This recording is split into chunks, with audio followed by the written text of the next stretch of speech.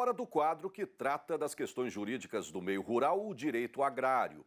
Hoje vamos continuar falando de crédito fundiário. Na edição passada, as informações foram sobre os perigos dos contratos de gaveta e lotes adquiridos por pequenos produtores. Agora o advogado Pedro Puccini traz um exemplo real, concreto, de uma associação criada para a compra de uma fazenda e que teve sérios problemas após a aquisição da propriedade. Vamos entender melhor o assunto? Saudações, Pedro!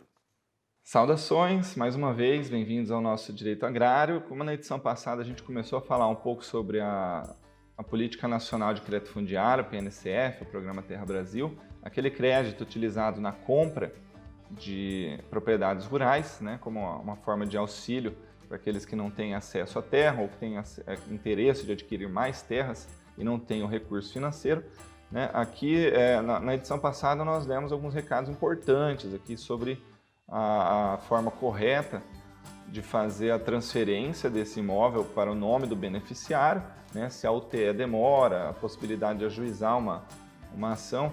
Também nós comentamos sobre o perigo dos contratos de gaveta, para quem não pode transferir essa terra e mesmo assim vende ela nos seus contratos de gaveta e tem a possibilidade de anular, ter essa venda anulada e a dívida antecipada do crédito, imagina o perigo, né? E também uma situação que costuma acontecer é a venda desses lotes adquiridos no PNCF nas parcelas inferiores ao mínimo que pode ser desmembrado. Normalmente são 2 hectares, via de regra, né, a fração mínima de parcelamento. Então, se for vendido menos que isso, não vai conseguir nem desmembrar e nem fazer a matrícula dessa área. E aí eu resolvi estender esse assunto para mais uma edição, justamente para comentar uma situação interessante nesse sentido, que apareceu pouco tempo atrás, quando a situação é a mesma que eu comentei na edição passada, uma associação de produtores foi formada, uma associação de pequenos produtores, para adquirir uma determinada fazenda. Após a aquisição, após a quitação do crédito, todos transferiram para os seus respectivos nomes, mas devido à parcela mínima, a fração mínima de parcelamento, aliás, não foi possível desmembrar. Então, o que acontece com isso? É formado um condomínio obrigatório por lei. Então, todos são condôminos, obrigatoriamente, porque não conseguem fazer o desmembramento. E com isso, o que acontece? Esse condomínio necessário, formado por lei, ele também carrega consigo algumas outras situações jurídicas, né? Como o direito de preferência. Então, veja só, por um descuido, né, nessa situação,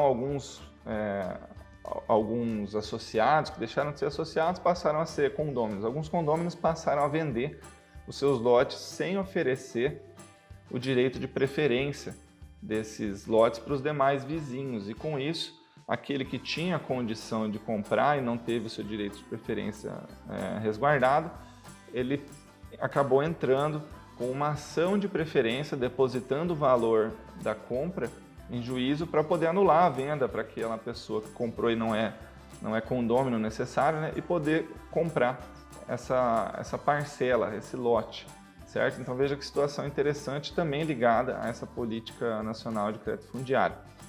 Bom, e além disso, uma situação também interessante é que aquele que tem a maior quantidade de lotes, ele tem até a preferência sobre os demais. E tudo isso que eu estou falando está no Código Civil, tá? Tanto esse direito de preferência formado pelo condomínio necessário, como também essa questão de quem tem a maior quantidade de lotes ter a preferência sobre os demais.